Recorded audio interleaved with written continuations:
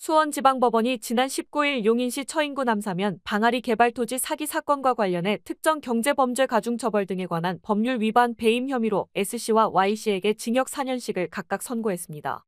이날 재판부는 판결문에서 허가권 개발 행위와 관련해 피고인들이 공모해 인허가권 등을 불법으로 60억 원에 팔아 재산상의 이익을 취하고 피해자들에게 60억 원 상당의 피해를 입혔다고 보고 유죄로 판단했습니다. 그러면서 형량은 피해자 회사가 인허가권을 회복하여 토지 개발 사업을 추진할 가능성이 전혀 없다고 단정하기 어렵다며 이를 피고인에게 유리한 정상으로 참작했다고 판시했습니다. 하지만 4년에서 7년이 예상되던 형량에서 4년형을 선고한 것은 피해 복구를 위한 시간을 고려한 것으로 보입니다.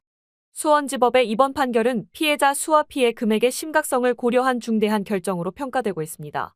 피고인들이 항소심에서 피해 변제를 하지 않을 경우 형량이 늘어날 가능성을 시사하고 있습니다. 특히 피고인 S씨는 이번 선고를 포함해 두 번째 실형을 선고받았습니다.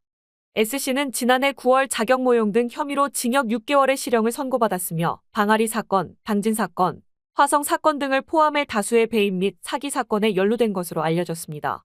또한 S씨는 지난해 12월 5일에는 H사의 위임장을 사용해 용인시 인허가 청문회에 참석, 인허가 취소를 요청한 사실이 드러났습니다. 이에 따라 용인시 처인구가 연초부터 잇따른 허가 취소 결정으로 논란의 중심에 섰습니다.